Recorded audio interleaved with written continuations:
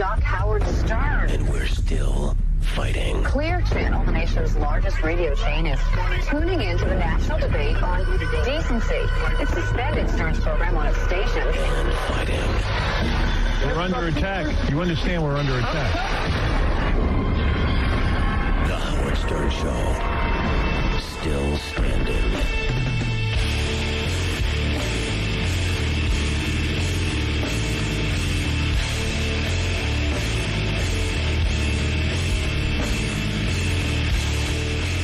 Dan, the song parody man who's trying out for John's job, put this together. He's a big boy. He knows what he said. What'd you say? Let me put that to what. I'm sure something will pop in my head here in the midst of this press conference, all the pressure of trying to come up with an answer. Just put me under the spot here, and maybe I'm not as quick on my feet as I should be. You stuttering prick yet? You may fold under questioning. There you go. Anyway, Dan, the song parody man, is trying to get John's job. And by the way, getting John's job is brought to you by... See, that's why I don't do all these plugs. I can't find them. Tom was in here telling me, why don't you get to the plugs? I go, I don't know where it is. Artie's Baseball Challenge. Get John's job. Trim Spa is John's job. There you go. Get John's job brought to you by Trim Spa. Completely ephedra-free formula X32. Call 1-800-TRIM-SPA or go to trimspa.com. Be envied. Just to give you an idea of who Dan the Song Parody Man is, here's a little retrospective. This week, the candidate auditioning for John's job is Dan the Song Parody Man. Born and raised in North Jersey, he's been a devoted Howard Stern listener since the early days at NBC. Dan had a successful business until the post-9/11 economic downturn. He now ekes out a miserable existence as a sound man for a wedding and bar mitzvah band and sleeps in a friend's basement in a makeshift bedroom. Dan has done several notable music bits for the show, like the Howard Dean remix. Phoenix, Arizona, Dakota, Pennsylvania, Ohio, D.C. Robin's News remix. Yes. Baba Booey's theme. Bob Booey. Stupid. Bob Booey. Big ass. Bob Booey. Moron. Stupid. It's just stupid. Plus numerous fart and queef songs like the Mexican crap dance.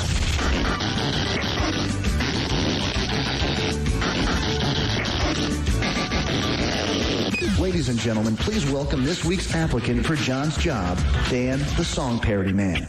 So many bits, so many great things that you've done in the past, and certainly you're putting in a great week. Now, your assignment this week, Dan the Song Parody Man, to get John's job and to win the money and all of that, salary, I should say, was to find us a new member of the Wack Pack, somebody who is so interesting and so compelling, the audience will instantly fall in love with him. Now, who have you found for us, Dan? I see him sitting next to you. Who is this? Well, this is my friend Andy, and wherever we go, he's the life of the party. We've hung out a few times, and prior to me meeting him, I'd just heard the legend of him. You got to come hang with this guy. You got to meet with this guy. He's just unbelievable, fun guy to hang out with. How you doing, Andy?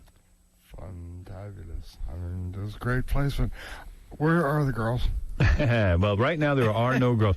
Now, you're an unusual-looking guy. I'd say you look like a, what does he look like? Stone Cold Steve Austin? Yeah, Stone Cold like Steve Austin, like a wrestling type. Are you a wrestler? No, I'm just Andy, but I would say more of a cross between Stone Cold Steve Austin and Quasimodo.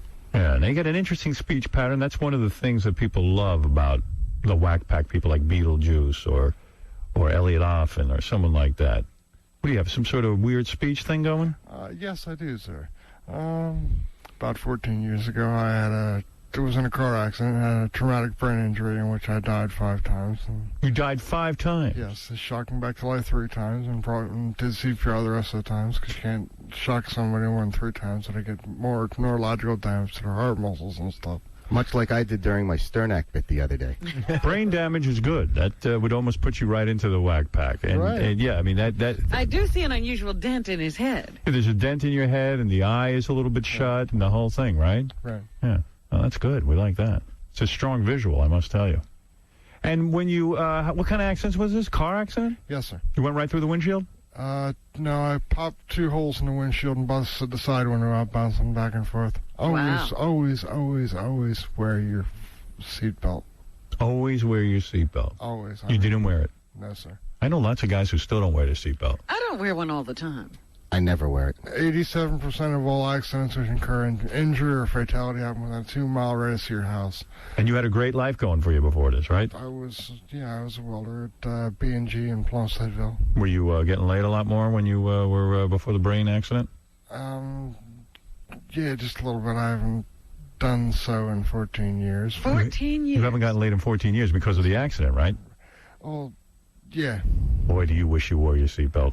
Yeah, just a little bit. Yeah. When you're not getting laid, that's a bad accident. So what happened when you... Why? I mean, is it you can't get girls? Look at the guy. He's I tell you what, just... You're talking to that the mic. microphone. You see me, correct? Yes. Am I, if you just stand in the dark on the one side. What are you saying? He's like Two-Face? Yeah. One side of his face is attractive and one isn't? I've had people, talking to me and say, who are you looking at? So what happened when you died? I mean, did you see anything? No, that's what I don't understand, because they say, I've heard stories of people seeing stuff when they die, and, talking to God and whatever. But if you are dead, that means your brain is no longer sending enough, is no longer active enough to operate your body, to operate your heart and stuff, then how can you remember what is going on? Yeah, I don't know. Well, that's a good question. I never died before, my friend. You're the one who died 5 times. I still say if someone says you died 5 times and you're still sitting here, you didn't die. You're alive. Right. Well, the flat line, Yeah.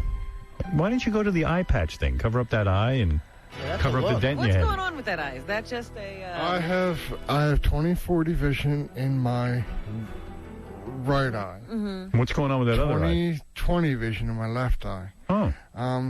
The problem is not the eye itself. It is the third nerve group, which is the nerve that goes between the eye and the brain. Can you read? Yeah, I have no problem with No it. problem? No. I don't know, man. You're depressing me. I don't think I want to put you in the whack pack. You just seem like a nice guy. Why am I depressing you? I don't know. I feel sad. You had the accident. You're not getting laid. Wait a second. You're not. Do I look sad? Nah, you make me sad. I feel bad for you. Do I look sad? Beetlejuice is a happy-go-lucky Who guy. in the whack pack is getting laid? Nobody. Do I look sad? Beetlejuice. No, you don't look sad. Well, then, please. Does your penis still work? I don't know. No, you know if it works. Does it work? Yes. Then I'm sad for you. Because it's not like you couldn't get sick. Well, I tell you what. I'm not going around sleeping around like I used to when I was younger, and I'm not getting AIDS and dying. Well, that's true. There's something happy in that. That's a positive. He's a man who looks at the bright side. Okay. You have to. This isn't a guy I'm going to laugh at, though, Dan. I'd be miserable. You know what I mean? You really, it's hard for it to come across from the get-go, but when you're in like a partying environment, like if I was able to bring him to Vegas or something like that. You see a party going on here? He'd be the man. Well, at times there is. What does he do at a party? He's just he flatlines. When they flatline you, did you ever see, gee, I wish they hadn't revived me? No. You're glad you're here? Yes, sir. All right. Every breath I take. Ever go to any whores for massages? No, sir. No way. Why would I pay for venereal disease? Interesting. No, I would go to a whore. Well, I like you. I'll tell you that. Nice guy. You're a nice guy. He's really. You're a good guy. I'd hang out with you. He wants to meet chicks. He was kind of disappointed that there wasn't going to be girls here when I said, what's Robin? Well, he's kind of embarrassed to mention it, but he told me that he kind of does have a liking for Robin. Well, who doesn't? Got big cans. See, Robin's a classy chick. You want She's out of my league. You need a little whore. Yeah, you She's do. Way out of my league. There's no party going on there. Believe me, you want a whore. I mean, for all the times that Jeff the Drunk almost scored from being on the show, you'd think that he should be able to get girls on his own. Robin thinks a guy who takes her to the opera. Right. Who doesn't know what bling bling is? Say the truth, you two actually make a nice couple. I think so. I mean you two. Oh, okay. Dan and... Yeah, Dan. I like him. I don't like him that much. We don't see eye to eye on All right, let me everything. move on with the show. I'm jealous. I like meeting you. You're a nice guy. Thank you, sir. Dan, thank you. Dan the Song Parody, man. Thanks for having me. There he is. He's our guy for the week. He's hit some and he's missed some. But that's like anybody. Everybody's going to have that happen, I'm sure. That's right. All right. All right, guys. Thanks. Thank you. I get back to work. Okay, I'm on it. There he goes, Dan the Song Parody Man. Brought to you by Trim Spa. Every week we'll have What's his friend's name? Andy. Andy. Andy. Dan and Andy. I'd love to get drunk with Andy. I'd get drunk Does with Andy. Andy still drink? You better drink, my friend. There goes Andy. Thanks, Andy. Take care, brother. He's not a whack pack guy. No. Stand thinking. You got to get a dwarf in here. You got to get a stutterer in Well, here. he's not crazy. No, that's what No. we need. You need a crackhead It's Bob. the whack pack. Man, we're talking about wacky. You need an Elliot Offen. Yeah, you need something wacky. Something off the wall. This guy's not even a Captain Jenks. Something you can hardly get into the studio. Yeah, right. Somebody you have to wheel him. You need a guy who, when he craps his pants, claims it's a blister. Yeah. This guy's a little too logical. Maybe he should have been drunk. Yeah. No, you He need keeps saying, well, when Let's he's go, at a baby. party. you need kikey doodle doo. My doodle-doo. My knees are killing me. Let's go, baby. You people. Nice. Yeah, Jeff is a fine. Yeah, that guy's hardly a train wreck. No. We want a train wreck. Whoa. Ah, man. What can I tell you? Yes, Maryanne from Brooklyn. Go ahead. Then I got to start the news. Howard, I want to talk about Star Jones, but I could bring you 2 train wrecks. Anything for me, Howard, pouring out for John's job? All right. Go ahead. What's on your mind? Star Jones, Howard, raved on you 2 days ago. See, this is the part you missed. And when she came back yesterday, she said she could not sleep. She tossed and turned all night. That's why she had to come clean yesterday, Howard. But don't believe her. She's a liar, and she's trying to buy brownie points into heaven. Now, listen to me, Howard. I called her yesterday, and you can leave voicemail, and I left my name and my number. So I'm going to see if she has the courage to respond to me, Howard, because she cannot kiss your peachy blank in Macy's window, Howard. Thank you. I love you, Howard. I love the Maryanne from Brooklyn. Howard, for the job, I'm begging you, please. All right. The girls from The Apprentice tonight on E. Katrina, Christy, and Erica.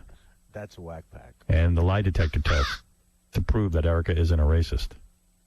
The girls from The Apprentice tonight on E. Got to see how hot those chicks are. Very hot. Show worth tuning into.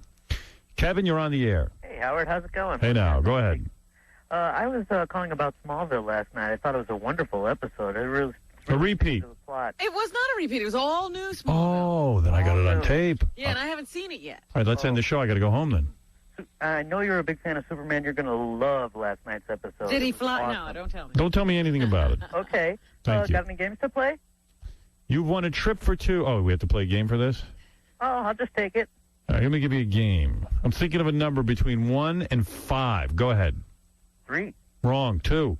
Oh, man. All right, you've won a trip for 2 to see the Coachella Festival. What's that? That's taking place in Indio, California, May 1st through 3rd. Are you from New York? No, I'm from Pennsylvania in the Poconos.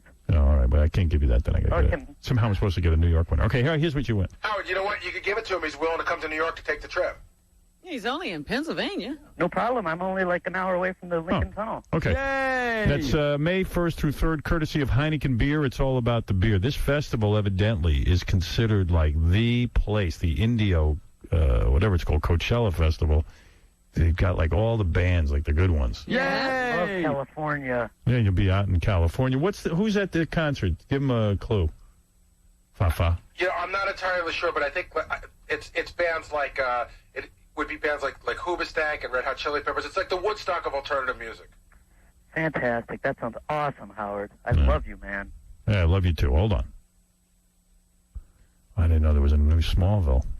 Yeah, I didn't realize it last night. I just happened to tune over before I started watching American Idol, and they were saying all new Smallville. I didn't know that. Now, if I you, didn't either. If you did know, what's more important, American Idol or Smallville to you? I would watch American Idol and tape Smallville. Okay. He's not giving up either. I like to watch American Idol live because that's one of those things you know. It's very urgent. Really? Right. Dave, you're on the air. Hey, Howard, how are you? Hey, now. Big fan. Hey, listen, I was just listening to 95, I don't know, .5, Scott and Todd. Oh, that's good. They were Well, that's good to Dan promote that. from The Apprentice, and he was talking all about you, how much he appreciates with your Get lost, Scott and retard. Lamest show on the planet. Why would you call up and tell me you're listening to another show while I'm on? Goddamn ridiculous. What's he doing? Scott and Todd, give me a break. We're in the middle of getting crucified for you, and you're going to listen to Scott and Todd? It's getting to be goddamn ridiculous. Two guys blander than Jay Leno? It's ridiculous. That's a Clear Channel station. Is it? I don't know. It's got to be. If it's not one of our stations, it's a Clear Channel station. Probably is. Hell knows. I should get a whole list of all the Clear Channel stations across the country. Hey, can you do that? Yeah. Because I'm too lazy to do it. Look at this item in the paper. So what's with the long blonde hair on Madonna and Guy Ritchie's son, Rocco? Friends say the Kabbalah tradition demands that young children's hair not be cut until they turn 3. Are you kidding? She's going along with that, too? Boy, like that's just dumb. What is up with her? What has she done in her life that now she needs to go into magic and... Because she wants to be special. And Is she not can't, special enough being Madonna? She can't just sit in some church going to services like every other human being. She's going to go to special witchcraft, And get special powers? Yeah, because she doesn't get enough special things in her life. There's not a minute in her day. She can't even have a regular, normal, stupid religion. She's got to come up with superpower religion. And now her kids have to grow their hair till they're 3 because, what, the boogeyman's going to get them? You know what? Let the boogeyman get them. With that superstitious crap. The Kabbalah. It's that. Weird. Bunch of phony baloney rules and regulations.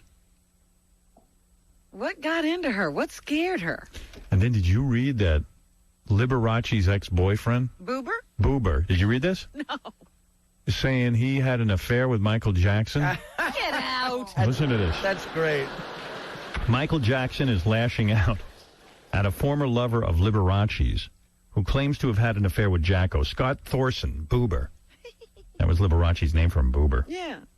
Boober. Evidently, this guy Boober is like kryptonite to homos. I mean, they all love him. Scott Thorson, 45, says he's twice had romps with the gloved one, shortly before splitting with Liberace in the early 80s. Hello. Isn't this the same Boober who said he's not gay? Yeah, that I guess Liberace forced himself. Hello. Jackson's attorney, Steve Cochran, tells us Thorson's story is false trash. But the National Enquirer, where Thorson makes his claim, reports that he passed a polygraph test and is ready to testify in the singer's child molestation case about his relationship with Jackson. Boober believes he could prove useful to prosecutors if Jackson's lawyers assert that their client is thoroughly heterosexual and has no interest in boys. Thorson says that after meeting Jackson in 1979 in Vegas, the two had their first sexual encounter in a London apartment. I'm glad to see Michael Jackson's having sex with an adult. Yeah. Thorson, a former model, says he was trying on some new clothes when Jackson motioned him over to the bed where the singer was lounging. What? He contends, Michael Jackson's on the bed. Well, who's in whose house? They're over at, Lee's? No. They're in a London apartment together. This had nothing to do with Liberace. Oh. It was before Lee. He contends that they had another tryst the following day after a dinner party. Michael felt comfortable enough to make the first move on me, and I didn't resist, says Thorson. Michael begged me to leave Liberace. I see he was with Liberace. I had to say no. Imagine that discussion. You have to leave Liberace. I want you. I want you. Please, Boober. Please. I'll be a power bottom. Thorson admits in the Enquirer that Liberace evicted him from their L.A. home in 1982 after Thorson became addicted to painkillers and other drugs. Well, would you be on drugs if you were banging Liberace? I'd definitely be on painkillers. You bet. Something to kill pain. Emotional pain. Yes. All sorts of pain. Thorson claims he saw Michael Jackson off and on over the next few years. Twice he claims he saw gay porn mags on Jackson's nightstand, once with pictures that looked like young boys. Well, was it young boys or did it look like young boys? Cochran, that's Jackson's attorney. He must have an army of attorneys. Yeah, everybody's on retainer. Yeah, I think every lawyer in the country is on retainer for Michael Jackson.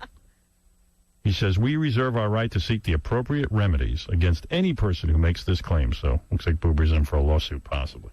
Let's see. Let's see. The boobster. Boober. Haven't heard from him. Why would Boober risk a lawsuit coming down on him like that? Evidently, Boober goes homo for anybody famous. Hello, hello. He was like, I'm not gay, but hey, if famous dude wants to do me, okay. I'm gay. I'm a homo. I like guys. Right. What's this?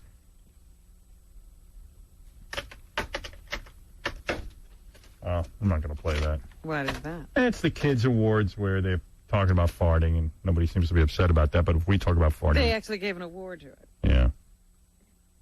It was nominated for the Radio Hall of Fame, whatever that... Isn't it that cockamamie thing that Imus Yeah, I thought so. got an award? And Rush, isn't he in the Hall? Rush Limbaugh. No, I think it's Cousin Brucey. I think. Cousin Brucey. He's definitely in.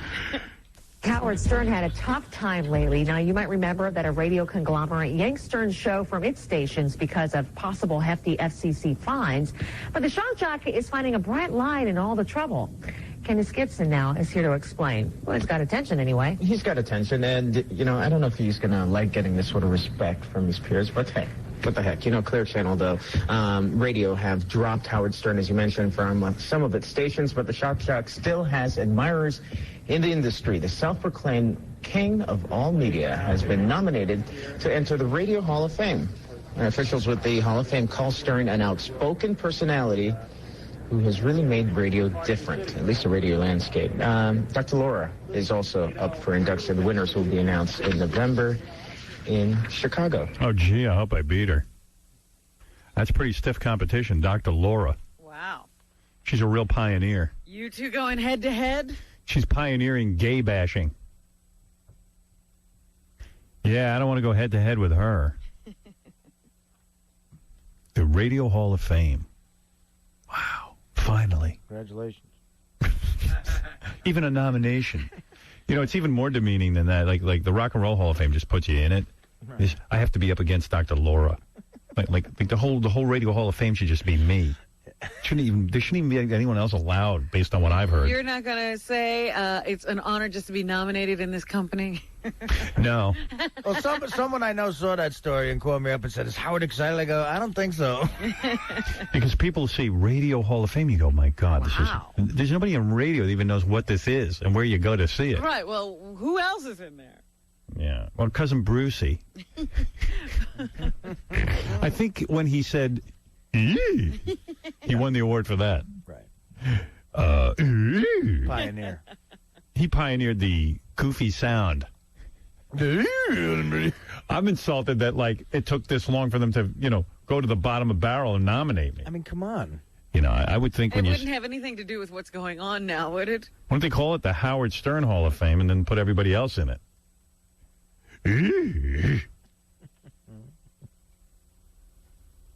There's a couple of guys that I'd put in a Radio Hall of Fame, but not too many. Like who? Well, yeah, who'd you put him? Bernard Meltzer.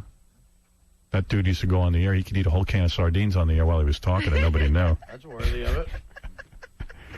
Stinky, smelly sardines. What's that? This is your official letter telling you that you might be in, but here's a list of everyone that's in. Let me see. These are people who are already in? Already in. This would be who you'd be joining if you do get in. Murray the K. Casey Kasem. I'm just going to mention names you know. Right. Because they got like Jack Benny, and stuff like that. They don't know. Eddie Cantor. Dick Clark. Rick Dees is already in. I'm just nominated now. Rick Dees. Well, you probably weren't eligible before. You had just got of age. Yeah. I haven't been in radio long enough. Let's see. I'm trying to find some contemporary. Paul Harvey. I tell you what, Paul Harvey deserves to be in the Radio Hall of Fame because that dude takes a regular newspaper and somehow twists the story around and tells it backwards so that you hang in there listening to it. Now his son is trying to do that. I guarantee he's not Paul Harvey good. Jr., and it's not the same. There's someone named Lynn Angel Harvey. I wonder if she's like Paul Harvey's wife. I don't know. I think it is. Well, I've never heard her. What does she do? Oh, here. Don Imus. Of course. He's a real pioneer in getting drunk and missing his show. Mel Karmazin, our boss. All right, I'll go along with that. I admire him. Rush Limbaugh. Oh, he's already in. Oh, yeah. That's what I thought he was in. Yeah, I love that finally they had to nominate me. What an honor. Bob Steele. I used to listen to him in Hartford. He was like the station your mom and dad used to listen to. He was really bad. Are any of the gamblings in? But he had like a 55 share. Yeah. Not through anything he did. Wolfman Jack. We knew him. Nice cat. Is he still alive? No. Dead. Huh? He was a nice guy. He just all carried away with himself. He used to actually dress up like a cowboy. Or not even like one of those Spanish bolero dancers. Like a big hat, but not a cowboy hat, like one of those Spanish flamenco dancer hats. And Yeah, I don't know what his deal was. some very scary-looking facial hair, and he's fat. He'd come in. And the eye wasn't even... Yeah. Hey, Howard, I love you. I was a little droopy. I'm like, hey, Wolfman, you're my hero. And he'd go, thank you, man. I'm like, I never even heard you. So you in American Graffiti. Hey. And that stupid Midnight Special TV show. Then he tried. He used to syndicate his show when we were on at NBC, and what he would do is he'd be on tape, and then they had a guy sit there and pretend to be talking to him. They'd be like, hey, Wolfman, what time is it? 7:03. Right, because the tape would have to play. Actually, Wolfman would go, what time is it? And the guy would go, 7:03, Wolfman. Hey. He had a bunch of vague ones, like 8 after the hour, or 25 after the hour, and he had a bunch of very vague weather forecasts. Didn't Boyd Lee do that for a while? Yes, that was his... He was his sidekick? Yeah. He got to talk on mic and everything. I think so, yeah. Hey, Wolfman, what's happening? Hey, it's a beautiful day here in New York. Yeah.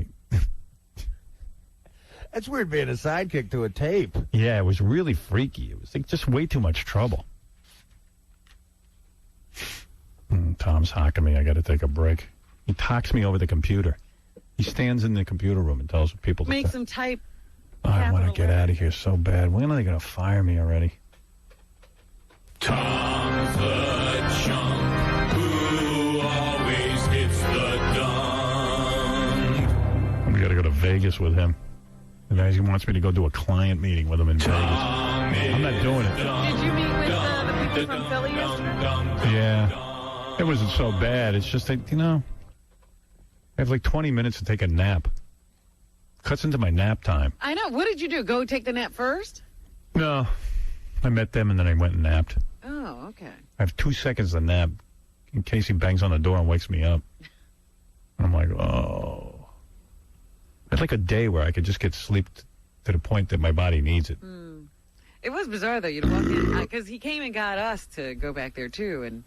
Yeah. You walk in and all these people are just standing there looking at you. What'd you say? I went up. I just said, I really appreciate you guys. I love, that you go out and sell the show. I used to do sales when I first got into business, and it sucked, and I know how hard it is. And then everyone said, well, no, it's not hard with you. In fact, hey, you bought me a second house, and selling your show is easy, and we made a ton of dough, and I own 2 homes. And I'm like, no kidding. Oh, wow. I go, then what the hell am I doing in here?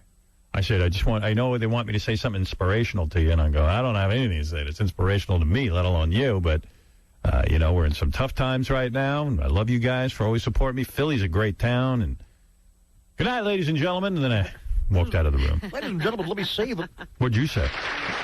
I said, thank you for supporting us. It's good to know that we know it's tough out there on the street. Evidently, it's not so tough. tough. Thank you for doing it. And they didn't tell me they were having such great success. Oh. They were afraid to tell me it was hard. And then me and Fred went in. Yeah, I heard you guys juggled. Yeah, all I did was ask for Phillies tickets. Oh, the best part of that? was the introduction by Tom to the sales staff with Artie. Right. And now here's the man who took a cab back from Albany. He was drunk and ate a pizza and threw up outside of a gas station. Here's Artie Lang. Nice. Thank you. After that, what do you say? Oh, my goodness. They were impressed. Anybody want to hear Al Rosenberg reminisce about Imus and Wolfman? Okay. What does he remember? What are you remembering? Yo. Yo. First of all, free Howard. Right. That's the first thing. Second of all, I went with Imus when he was inducted. Oh, you did? Yeah, it was at the Empire State Building. 12 people showed up. He'll show up for anything, that idiot. And they have folding chairs. And Cousin Brucey talks about being funny and clean. Yeah. And then they handed him something, and that was the end of the night. I think There I wasn't heard. even- I think Yeah, I go heard that speech. You know, the one where Cousin Brucey goes, I believe in being funny, but you don't have to be raunchy. There's no reason to hurt anyone's feelings. Yeah, well, no offense to Cousin Brucey. I don't think he made anyone laugh that entire career. Cousin. Also, Wolfman Jack was the nighttime disc shaker was E.J. Crummy, and E.J. What happened was he took Wolfman's little drop in and made it sound like Wolfman was gay. Hey, Wolfman, tell me what time it is if you're gay. 8:18. Hey, Wolfman, do you like guys? Yeah. He would edit the tapes and have it say, "I really want to touch you, E.J. baby." And EJ said, "No, Wolfman, come on, I'm not like that." Wolfman would fly in every Friday and say, "EJ is killing me, man. EJ is killing me." Yeah, I remember. Didn't EJ get fired? Yes. Yeah, his because girlfriend. Yeah. Wolfman got like completely freaked out because they were messing with his art. Yeah, they would lop his tapes up and make him sound like he was gay. That's so great. I love man, can't wait to come to this. Just take stuff and chop it up. It was hysterical. Wolfman, how about some penis? Sounds good. That's exactly right. Yeah, Artie's exactly right. That's exactly what they did to him. Yeah, that's hot. I wish I could get a hold of those Wolfman drop-ins now. Funny. You remember Dale Parsons? He said, "Dale, EJ is killing me, baby. EJ is killing me." I do remember that Wolfman used to fly in every other weekend and was yelling at the guy that was running it. Yeah, I remember I used to have to take pictures with Wolfman every time he flew in. It was me, him, Imus, and Soupy had to go stand there and take pictures. And Soupy would always, he doesn't smile, he opens his mouth. Yeah. Yeah, Soupy. There's a great guy. Soupy's okay, man. He ain't a bad dude. We come busted. on. I was angry at that station, and I took it out on him. I hated your guts. He was awful. He hated my guts because I was mean. You know what? He could have been. awful. He could have been a little nicer. He could have been nicer to me. Don't you remember there was a line in front of his office every morning to apologize to him? Who Guys was? used to stand outside his office. I'm sorry I mentioned you yesterday. Hey, Al, I got to go. Okay, I love you, man. Love Free you too. Howard. Love Al Rosenberg. Yeah. Not that you care, not that you're looking to be in that Hall of Fame, but I wouldn't start writing my acceptance speech because it turns out that the Radio Hall of Fame is produced by Premier Network, which is a subsidiary of Clear Channel. There you go. They own everything. You know They what? own everything. I respectfully. Get the Hall of Fame then. First, I'm sure the whole thing's fixed. Secondly, I respectfully decline my award from a company that just fired me because after 10 years of working for them, suddenly I'm obscene or indecent. I refuse to take my award. Or if they want, give me the award. I'll show up. But if Lowry Mays, the owner of Clear Channel, stands next to me, I want to talk to him in front of the Radio Hall of Fame. I will. I want to thank him personally for this award. See, now that's a ceremony that won't be boring. I will appear at the Radio Hall of Fame. More than 12 people would show up. Yeah, I will appear at the Radio Hall of Fame award, and if I win, and I will go up there if Lowry Mays will be my presenter. A fine, upstanding man. Him and John the Hypocrite Hogan. Loves you one day, hates you the next. And I'll bring Chris Rock so he can tell his story about what happened on his concert tour working for Clear Channel. Chris was in here telling me. I mean, I don't want to speak for him, but he said something about it on the air that he kept his concert ticket down to $100 because he didn't want to be, a chazer and take out. And he wanted people to be able to see him. Yeah, and then suddenly he finds out that the tickets are being sold for a couple of $100 because they're being handed over to a broker. Well, if you have a ticket price of $100 and somebody says, "Oh yeah, I got these for $400 a piece." Chris Rock making some scathing accusations. I'll bring him with me. We'll both talk to Lowry Mays. I hope you're enjoying all your money, Lowry. Lousery. Yeah, I guess you don't have enough. Lowry. I think that's a major story with that Chris Rock thing. That's like the most unethical thing you could do. Well, you know what? Pearl Jam's been screaming about Clear Channel for years. No one hops on the bandwagon. I know, they were And making everybody sense. keeps scratching their heads and saying, why do all these tickets cost so much, and how come nobody can get a hold of them? Yeah, they talk about decency. That's indecent. Wait, Wolfman wants to say something. I'm a faggot.